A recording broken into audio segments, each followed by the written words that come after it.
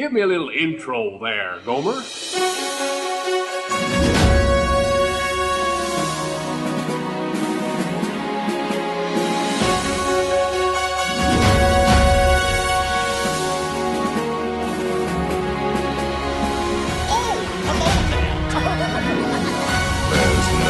turning back now.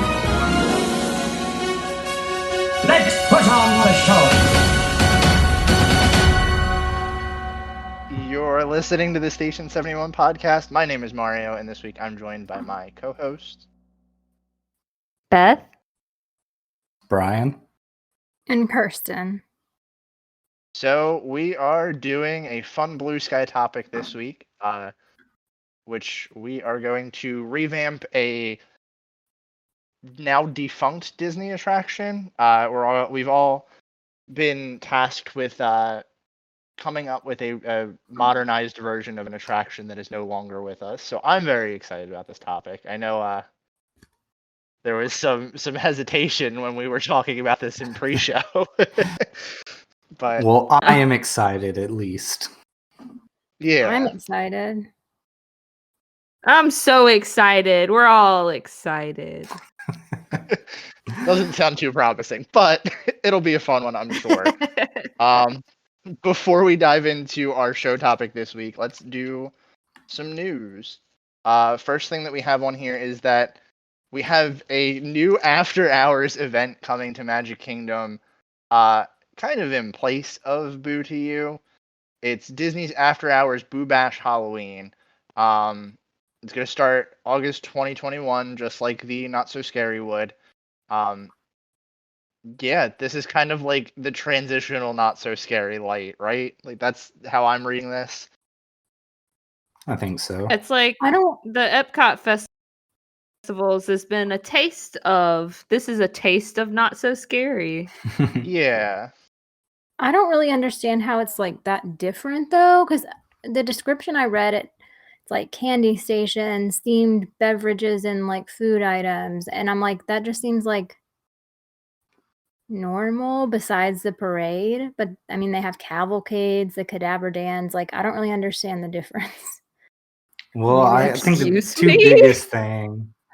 two biggest things is they're not going to have the Hocus Pocus Spectacular or the Boo to You parade. So, like, that's the best part of Not So Scary. So I think that they know a bunch of people would be getting super pissed off if they were still going to, offer full price tickets to a Not So Scary event and not have those two things there.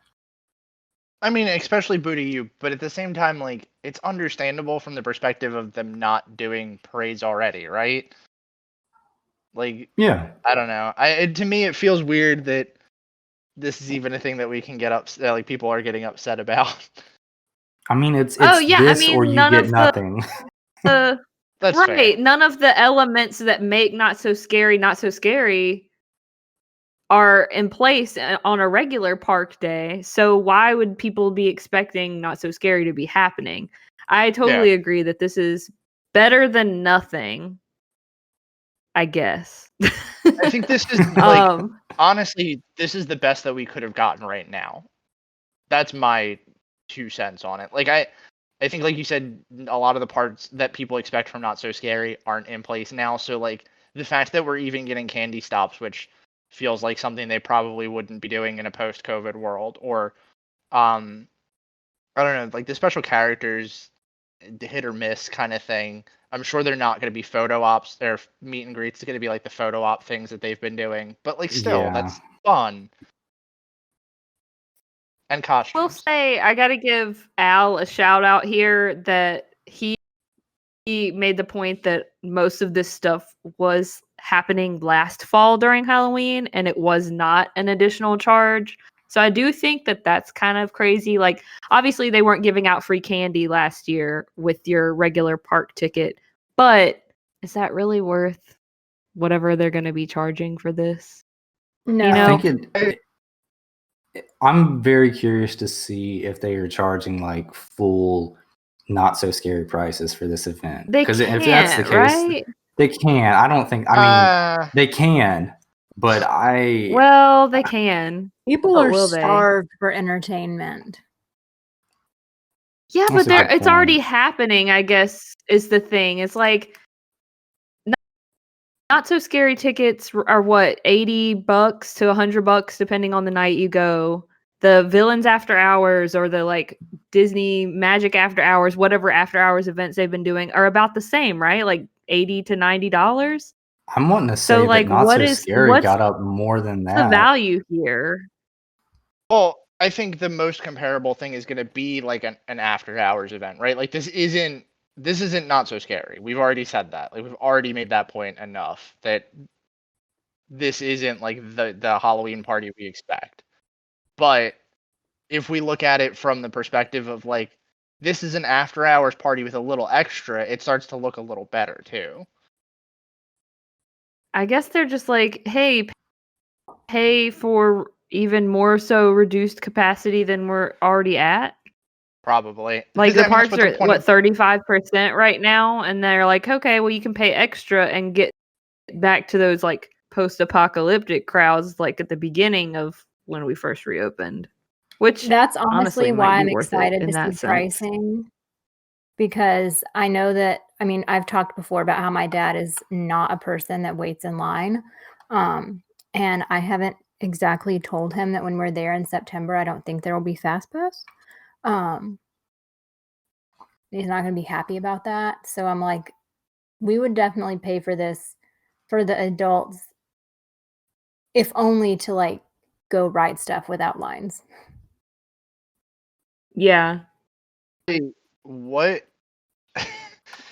there's part of me, and maybe this is just me being super cynical about how Disney is right now, but like I don't even think they need to reduce the capacity. I think the fact that it's later in the day and it's gonna end up, my guess is it's gonna It'll end up already functioning be like, reduced. yeah, like it'll already be reduced on its own, but my guess is it's also going to function like the after hours parties anyway, where Magic Kingdom's at a like shorter day window already. So they bump it back to like 6-ish. They kick everybody out or they quote unquote kick everybody out around like 5. You've got a window in the parks where people wouldn't normally be there, even like in COVID hours, because it's probably going to run to 10, 11 o'clock if they can pull it off that way. I think people will pay for this even if it isn't reduced capacity. Yeah, I mean, but the thing is, so it says that some nights it's going to be 9 p.m. to midnight, and other nights will be 9:30 to 12:30. Like, I feel like if the park just stayed open later and didn't have an extra like cost, that those hours would already be a severely reduced capacity without making it a ticketed thing. So it feels to me kind of like Disney's taking advantage. I mean, Oh, they for sure that's are. their little bit. MO, right? Like, not to be too Well, yeah, technical, sure. but this is what they do. I mean, any business you say, hey, Yeah. can we It is what offer they the same do. thing and get money or not get money, they're going to choose get money. Yeah. I just felt like this would be a better value at a park that people stay later at. I don't know, like, Maybe that's what they're or like trying to Hollywood do. Studios, where the lines are insane on a lot of stuff right now because there's so much quote unquote new stuff that's only been open for a couple of years. If you offered this in the Hollywood Studios, I feel like it would be a better value. I don't Yeah. know. Just my 2 I cents. mean, you're not wrong. But are they going to do it? I No. mean, hey, Dr. Facilier, he's not a character that comes out a lot. I'll probably go just for that. It just kind of sucks as an annual pass holder that I have to pay this extra cost now in a time that would normally be free. Yeah. And I'll Oh, hey, think, I forgot to tell y'all, I renewed my pass, and now I get to complain about that too. I'm going to say woo! this. Yay. Being an annual pass holder doesn't make you special. Hey,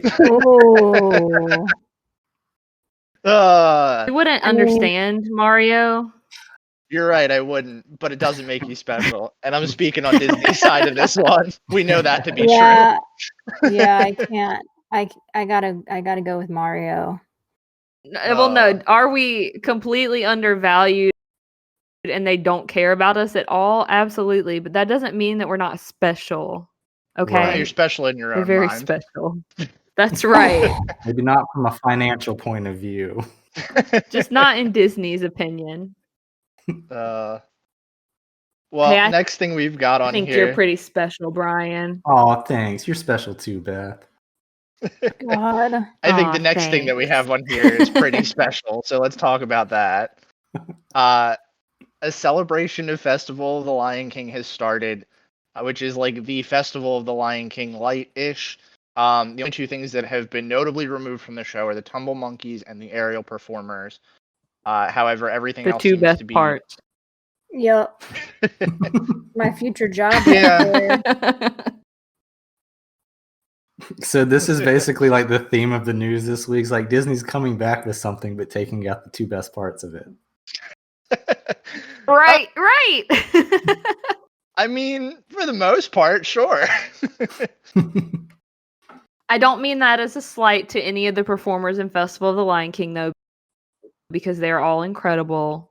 It just so happens that the Tumble Monkeys and aerial performances are, I feel like, the most attention grabbing, at least. Oh, Yes. definitely. But hey, live entertainment coming back little by little. I'm here for it. Before we move on, For sure. is there anything else I want to say about Lion King? No. I was just going to add, I didn't put this on the news because I just thought of it when you said that, Brian, about the theme. They've also announced they're bringing back the college program with changes. Oh, Have you yeah. all read that? Oh yeah, we didn't talk about that. Yeah, I personally... We should talk about that. Well, they've changed it, so now you can no longer request any roles. You have to be open to all roles, and they assign roles closer to time, which I think is terrible. You're just lucky to even be here. That's what they're saying. Exactly. But also, I do think, this is me being my negative person again, that it's not lost on me that they are bringing back the college program before they have recalled all of their full-time, part-time, seasonal, etc. cast members, which in my opinion is because they want cheap labor and they don't have to pay benefits Absolutely. or above minimum wage to college programmers. So it's great for Yeah, I people don't who want to disagree do with this. Plus, that. they're forced to stay in Disney's nice, fancy new housing, right? Yeah. Great for Well, people they who want to do also- the program, not great for, anti-capitalists. Yeah. I don't know. I think it's great that they're opening the college program back, but I totally agree with like every point you just made. Yeah, definitely. Well, speaking of another thing coming back, let's throw this news topic in there. We've got confirmation that Beverly will be returning to Club Cool this summer when it comes back to Epcot. Yay. Yeah. Yay. But the Frosty Melon and Inca Cola aren't coming back. I'm just What? kidding. Oh my gosh. Brian, don't scare me like that. Oh, although it might not. Now I'm gonna. Oh, okay. We'll just have to wait and see what else comes back. I like that Beverly was the one that they had to call out, though. Like, don't be afraid. You'll still get to trick your friends into drinking something disgusting. Yep. I also love that they confirmed this via the Disney Parks TikTok channel, which is a wild statement in and of itself. I mean, Yeah, that is pretty weird. they're it's like that meme, like, how do you do, fellow kids? Pretty much. Oh. Also, not trying to call out Blog Mickey here, but could they have not gotten a picture of the soda fountain with like all of the flavors available? I mean, I think that's a tall task for like anybody to get a working photo of all of the sodas. They 'Cause could there's have like always one or two. photoshopped one over it. Yeah, I guess that's fair. But there's always like one or two that was out. That's like you had to spin around to like one of the soda machines, and one of them would inevitably have the one you were missing, but it was out on the other three. That's true. I'm kind of curious to see the inner workings of this. Like, I guess each one probably has its own like syrup packet thing that goes into it. I don't know why I would think there'd be like one giant one in the back that just fed all of them, but Yeah, have you this is from my experience at working at Pop Century quick service. Yes, there's like a big back room if it's anything like Pop Century, which I'm guessing it is, and they're labeled, and you get a big cardboard box and that has like the liquid. It's like, boxed wine basically, but bigger with all the syrup. And then you just like there's one thing of Beverly per, like fountain. for each dispenser, I Right. guess. Okay. Right. And so when that one's empty, you would refill that one specifically. Yes. That seems like a lot of work for Beverly. God, that was like the And- worst job. The soda fountains, 100% the worst job. Super sticky. Yes, like it just smelled and like, like if I ever go to like a restaurant where they have like get your own soda and it's like, the end of the night or whatever, and it's sticky, or you can like smell that sweet smell. I'm like, oh my God, this is giving me Yeah. It gives you PTSD. Oh, so bad. I remember I didn't have to change out the little, the syrup things, but just when I volunteered at Give Kids the World, one of the time I was, working in like the cafeteria area, and I was just like cleaning stuff. And like one of the things I was doing was cleaning the soda fountain, and then like, it'd be like an hour later, and it's like, oh my God, it is like just as sticky as it was an hour ago when I cleaned Yes. it. Awful. Oh, that's gross. Disgusting. Worst job ever. Anyway. Well, the last news story that we have on here is that Disney is going to start ending temperature checks for guests and cast members. Part of their, I guess, Florida is lessening on COVID restrictions, because I don't know if this is a Disney thing, but I know Universal went down to 3 feet. 3 feet and no temperature checks, right? Yeah, so Disney's kind of following suit here. Looks like, yeah, they are following the same procedure. It's going to go down to 3 feet, and it's also going to be no temperature checks. I totally didn't mind the temperature checks in the park. I don't think like they held up. Bag check held up more time than temperature checks did, and the fact that bag check isn't around anymore, just I don't know. The whole process to get in was so much more smooth than it had been previously. Yeah. Even with that extra step. But yeah, for sure.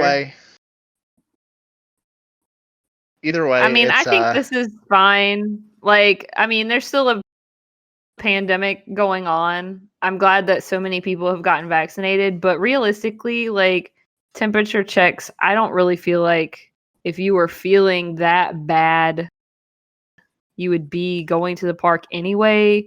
And if you were, then you're like one out of every, 300 people probably. You know what I'm saying? That had a fever. Yeah, and that was the I don't other know. thing too, was like I know there was a lot of talk originally that like the temperature checks weren't really super effective for determining if somebody had COVID or not. So I kind of get it, Right. Yeah. but I just think it's like Plus, with summer right around the corner, well, summer happening already, especially in Florida, people are going to be hot regardless of whether or not they have COVID. that's very true. And the other thing too that I find weird is that like bringing the social distancing down to 3 feet. I feel like that's just personal space. Like you don't need to be getting within 3 feet of somebody you don't know in the first place. Yeah. But have y'all Like, noticed? I mean, What were you say, Kirsten? I agree. Have y'all noticed that you're like way more conscious of your personal space now? Because like I was in line Oh, so yesterday much at a more. store and I was standing, like 4 feet back from the person in front of me, whatever. And the woman behind me was like right behind me, and I was like so uncomfortable. Whereas like, over a year ago, that would have just been normal. Oh yeah. It's definitely Mhm. changed the perspective, I think, of pretty much everybody on personal space. Which Well, I mean, like I get that, and I think that's great, but I feel like the problem is obviously less me and less us, but more other people, right? Like when we were in Disney, I can think of one specific incident that really like still grinds my gears. We were in line for Star Tours, and there was a family in front of us, and there was a guy who was standing like right behind the family in front of them, which they very obviously weren't with his mask down and vaping in line for Star Tours.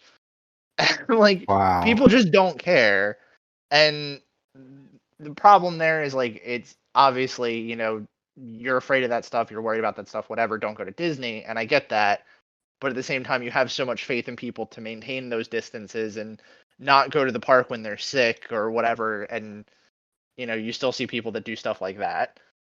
Yeah, because people are Right. selfish and they suck. Yes, moral of the story. Mhm. But before we get too off topic here and too into the pandemic talk, let's go to our topic for this week. Hang on, we have Actually, housekeeping. I was just about to say, we have housekeeping too. So, So we just wanted to say thank you to our newest patron, Christiana. We are very happy to have you and hope you enjoy our existing 43 hours of content. And keep an eye out for the release of our April Watch Club that's coming out, the audio for the DCOM Descendants that we watched. That was a super fun one. that was definitely something. I don't know if I would say it was a fun one, but it was definitely something. The watch club I was had a fun. good time. Watching the movie wasn't too fun. Yeah, that's about fair. I enjoyed So both. that- So I will say the Watch Club was far more enjoyable than the actual movie. Yeah.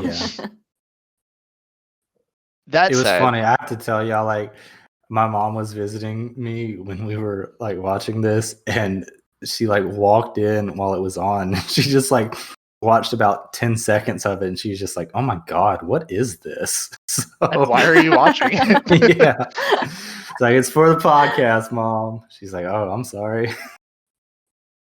Oh wow. Well, that said, bad movies aside, that brings us to our show topic this week. The now defunct Ride Rehab. Or Revamp. Wow, Rehab. Not what I wanted to say there. Same thing. Well, yeah, I guess. So who wants to start us off with our topic this week? We really don't have parameters per se.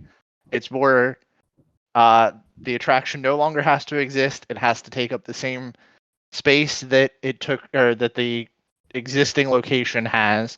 And we have to kind of keep it realistic. But outside of that, I think we were pretty open for this one, right? Yeah. Okay. Anybody want to take us away first? I can start, I guess. Sure, go right ahead. Okay, so I picked the oft forgotten attraction, Body Wars from Epcot. I feel like in the realm of defunct rides at Disney, this is one that doesn't get a lot of popularity for whatever reason. And I was, I remember riding it as a kid, and I was trying to think back on it, and I was like, well, maybe it just like isn't that popular because it closed down so long ago and everything. I thought this closed down in like the late 90s. This closed down in 2007. I was very surprised when I saw that. Well, I think Oh wow. the whole reason that it doesn't get talked about a lot is because it's basically the same system as Star Tours. It's the same system, sure, but the experience. Yeah. Star Wars. That girl died. Oh, well, that too. That too. Well, not only, I think a lot of people also had tons of like motion sickness issues with it. and everything, which is wild to me that, like, I don't know, something like Mission Space you would think would cause way, way, way more motion sickness issues, but for whatever reason, Body Wars did. But yeah, so I chose that because I thought it was a cool ride and a cool concept that could really be improved by just bringing it into the 21st century a little bit. Another thing that I learned too when I was going back and watching it, did you know that Leonard Nimoy directed the movie for it? Wow. Oh wow. I did not know That's that. a interesting connection. It was. I was very surprised to see it, but anyways, that was a kind of off-topic point. But what I wanted to do was kind of bring the same idea that Body Wars was doing, but I wanted it to be more interactive, and I wanted it to be maybe a little bit more thrilling. So, what I thought was, I don't know how familiar you guys are with Disney Quest back in the day, but one of my favorite things that Disney Quest did was they called it like a design your own roller coaster attraction. And what it was it was a very, very basic system that you would like go on. You'd pick like one base roller coaster, and then like at different points in the track, it would allow you to add in like like a flip or a corkscrew or some other thing in there. And once you got done with it, you had this roller coaster, whatever that you had designed, and they put you into this little, it was like a gyroscopic ball that you could fit like two people in. And, it like moved and flipped and everything according to the roller coaster that you had designed previously. So I really wanted to take that ride vehicle system and use it for Body Wars.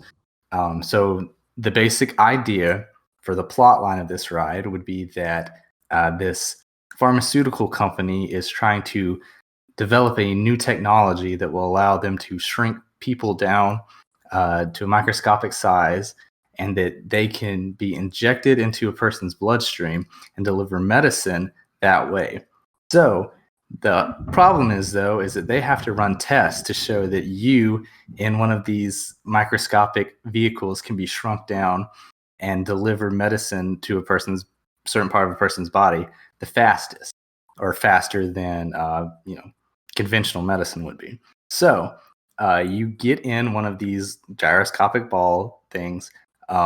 You are shrunk down, injected into the bloodstream, and now you have to race the other people in their own ride vehicle systems to this part of the body and deliver the medicine to them the fastest. So this would, I think, be really cool. I always wanted to see that like technology with the like kind of gyroscopic movements be included with something that you could control. So this would be something I would really, really love to see sometime in the future. That sounds really neat. I mean, I like the idea of using that system in a more unique way to kind of tell a different story. I think that's pretty cool. Yeah, and I also think this is a good way to get back to the edutainment that Epcot is so beloved for, but also throw that cool, unique, futuristic spin on it, and also come up with some new ride vehicle technology. Yeah, definitely. And this sounds like definitely a more interactive version. Mm-hmm. Yeah. Not that I ever rode. I never rode the original, but I know the concept of it. But I think that you did a good job revamping it. It sounds pretty cool. Thank you. Yeah, I agree.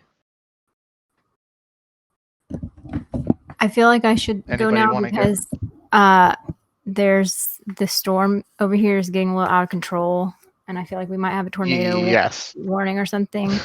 I finally muted myself because I was it felt like the lightning hit, my front yard. Oh no. We'll stay safe. No, but yeah, if you want to go, you do can. mine. Yeah, let me do mine.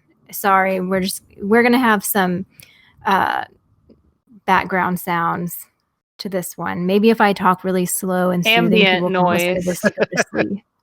Yeah. Yeah, there you Anyway, go. I had studio backlot tour, and I actually kind of went the opposite from Brian, and I like took it way back to like, I personally never liked the intro to studio backlot tour, like the whole little water thing, and then I never liked the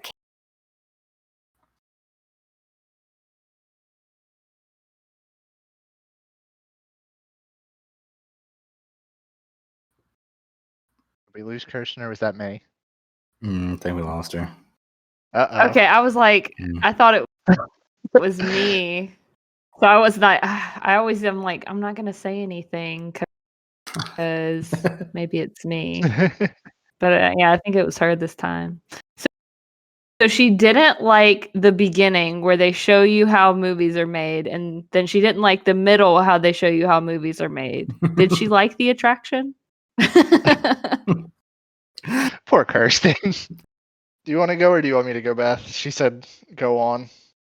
Go on without her. Dang. All right. Well, hopefully she can come back in and we can go again. All right, I'll do mine. Okay. Similar area anyway. I picked the Great Movie Ride for mine, which I feel like is a pretty easy concept to revamp for the modern age. You know, you could just like pop some new movies in for the ones that people don't really know about anymore. But I did try to do a little bit extra with mine, with a few little new twists.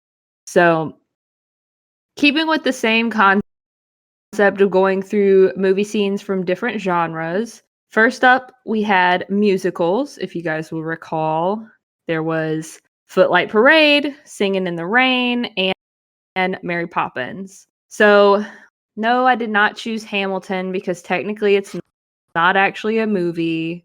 I wanted to, but I didn't think that would be right. But since Disney owns Fox now, I thought that I would throw in that very first scene, The Greatest Showman, because that was a very popular and well done movie in my opinion. And I thought that that scene with Footlight Parade, where it's got all the girls standing, I feel like that could be pretty easily transformed into the circus ring, and you could have Hugh Jackman and the squad hanging out, maybe the trapeze artist hanging from the ceiling, little beat from the movie, a couple of songs playing in the background kind of thing. Then moving on to Singing in the Rain, we're just going to knock that whole scene out and make the Mary Poppins scene bigger. So add the facade of the Banks house and Cherry Tree Lane and give those animatronics a little update and update a couple of the set pieces as well. So then we would move into the gangster kind of scene of the Great Movie Ride. And keeping in mind that this is a imaginary world where Disney has the rights to Marvel on the East Coast and the parks as well as the West Coast, we're going to change this whole gangster scene to rubble of New York City after the big fight at the end of the Avengers. And we still have a tour guide, of course. That's, I feel like, an integral part of the Great Movie Ride. And as we roll into this rubble, the tour guide seems kind of unsure of the situation. So they stop the car and get out and go into a storefront to see what's going on. But as the tour guide disappears, Loki appears with the Tesseract and sees the abandoned car and uses that as an opportunity and decides he's going to use this car and use the guests as leverage and protection as he travels through his little mischievous plans. And I feel like there's a little bit of very, very mild Marvel spoilers happening in my little thing here. So forgive me if you haven't watched all of them. But it's very mild. It's not going to ruin anything big. So projection mapping is used as Loki warps the vehicle through space and accidentally lands in the middle of a big shootout in space with some TIE fighters and X-Wings. And I thought it'd be kind of funny if he made a little joke and said something like, I think we've already had enough of that back on your planet, and then warps the guests out of that scene into the next scene. Because Hollywood Studios, the Star Wars park. So then we love get it. to the Raiders of the Lost Ark scene, and Loki sees that shining gemstone and thinks it may be of interest. So he steps off of the car to go investigate, and he's caught by the tour guide, who is actually an undercover member of the Time Variance Authority, which for you non-Marvel fans is the organization which the Disney Plus Loki show is going to be about. And Thank the you. tour guide says that they were worried that this was going to happen with Loki on the loose, apologizes for the mischief, and uses that trap door effect to quote unquote send Loki back to headquarters with some more projection mapping and stuff to add to the effects. Can y'all hear me now? So the tour guide says they're gonna. Yes. Oh, thank Yes. God. I've been waiting for a break so I could ask. Well, welcome back. I went ahead and started mine so that we wouldn't be late on time. Yeah, good. But it's almost it's almost done. So the tour guide says that they'll finish up the tour so it doesn't mess up that timeline any further, and they talk about how the next few scenes are from classic movies and you just don't mess with the classics. So we're going to keep the next few scenes from like Casablanca, Fantasia, and Wizard of Oz and just refurbish those scenes a little bit.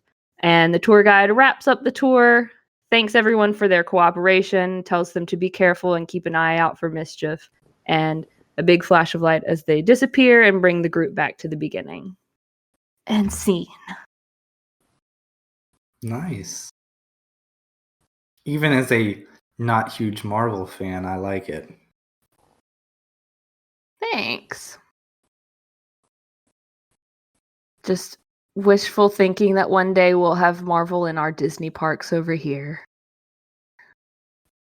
Of course, not in this setting, since that is now Mickey and Minnie's Runaway Railway.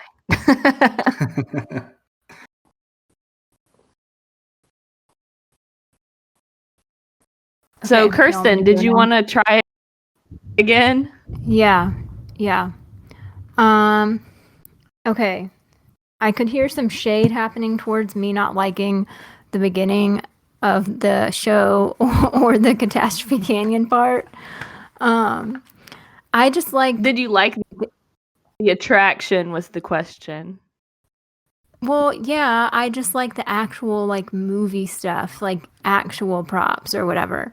So I would take it back to when, originally it was like a walking tour.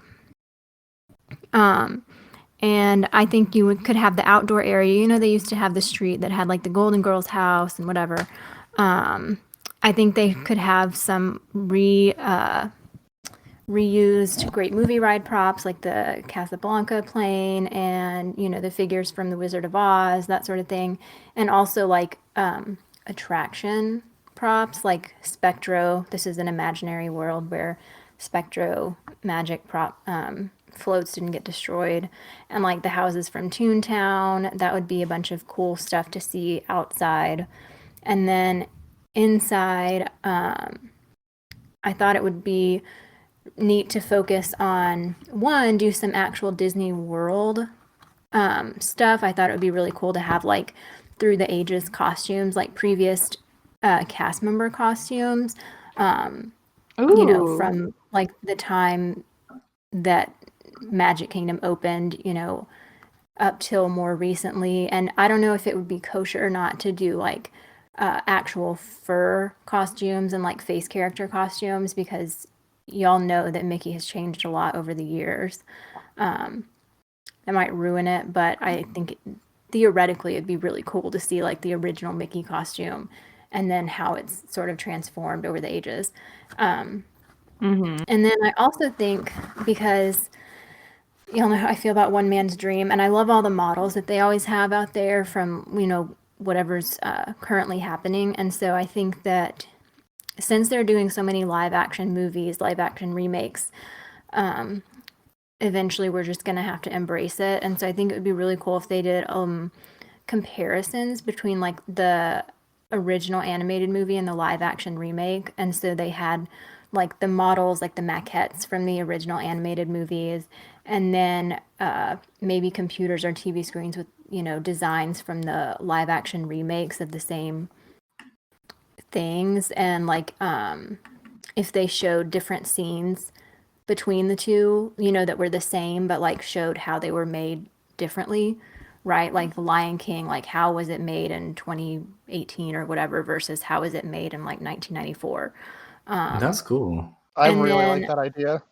Yeah, and like have interviews with the crew, like also on video screens, like original people who did the animating, and then people who were responsible for translating that original movie into like a live action movie, and like the technical aspects of it, and you know the creative aspects of it.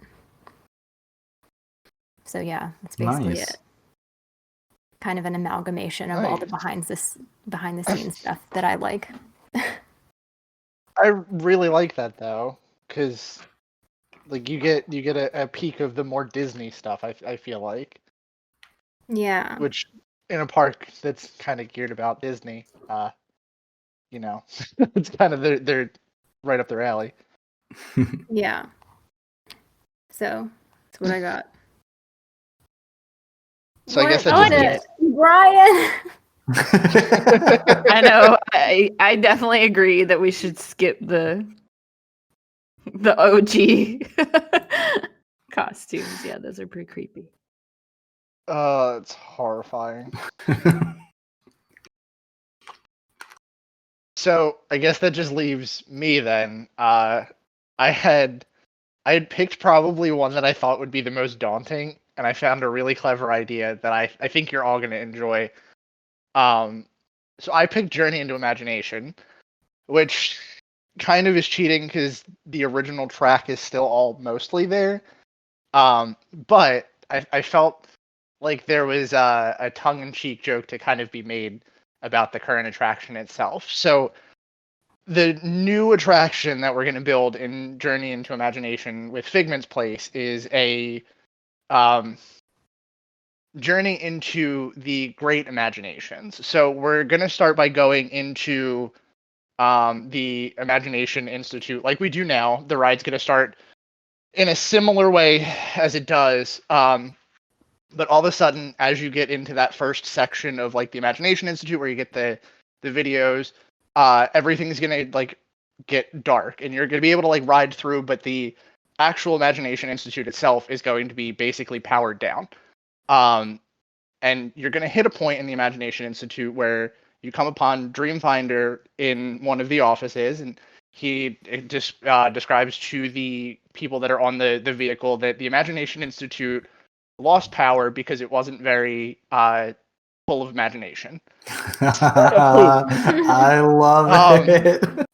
What is going to happen is he's going to start the ride the same way that it would the original ride, where he starts to describe Figment, and as he's describing Figment in the song, the One Little Spark song that we all know and love,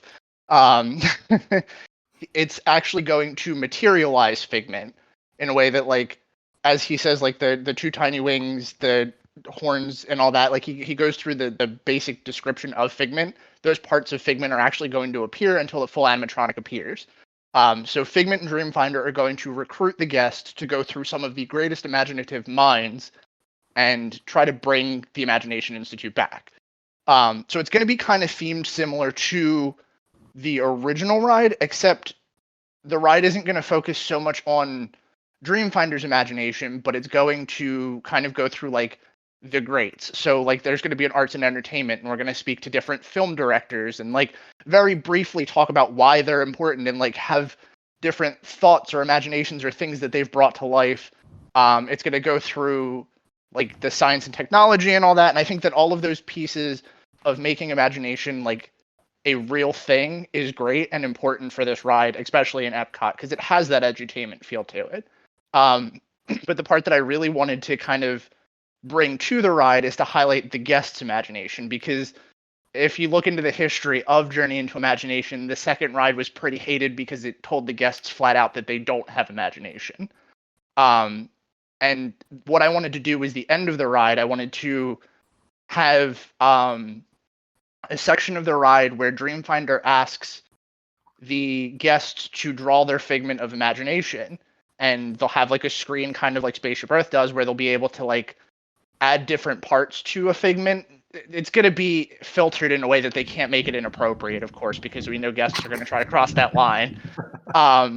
But they'll draw their figment of imagination or add the parts to a figment, and then it'll pop up in the end of the ride with Dreamfinder and Figment as the Imagination Institute's brought back to being full powered again. So that was my take on Journey into Imagination. And I think that this ride really could use a revamp, specifically because Imagination leads to like such cool animatronics and cool ride tech, and the ride now kind of sucks. I really love that. Honestly, like the ride that you described on its own would be cool just for like the average Disney guest, but all the like tongue-in-cheek stuff for the really big Disney fans is there. So yeah, I think that's awesome. I would love that. Yeah, that took me a lot of thinking, but I don't know. I would love if Disney would do something like that, because like you said, it's everything. It's got the tongue-in-cheek jokes at themselves. It's got the parts that the average guest isn't going to understand. And I think really a lot of Epcot rides kind of lose the edutainment feel now because of the state that Epcot's in. So I'd be happy to have that back. Definitely. Cool. So I definitely want to put the question out there, because I know we haven't done this in a while. If there's any rides that our listeners have thoughts or feelings about that they would want to come back and what their ideas are, definitely a good place to do that would either be post them in our Discord. Most likely that would be the best place to do it, but I want to see it on like social media and stuff too, because I'm always curious to see what people would talk about with this kind of thing. Yeah, and we've definitely gotten some good ideas from our listeners on stuff like this that we reached out for. So I know you guys got some stuff y'all can come up with. Definitely. And just as a reminder, if you need help finding our Discord, you can go to the link in our Instagram bio, and it has all of our links for everything important, but most importantly, our Discord, because that is where we are most active. We have a great little community there, and we would love to have everyone be a part of it. Yeah. And that's going to do it for us this week. Thanks for joining us again on another episode of the Station 71 podcast. If you like what you heard, be sure to subscribe to us on iTunes or wherever you get your podcast from. If you want to keep in touch with us, you can find links to all of our show notes on www.station71podcast.com, as well as links to all of our social media. We hope you enjoyed your ride, and we'll see you real soon. Please stand clear of the doors. Por favor, manténganse alejado de las puertas.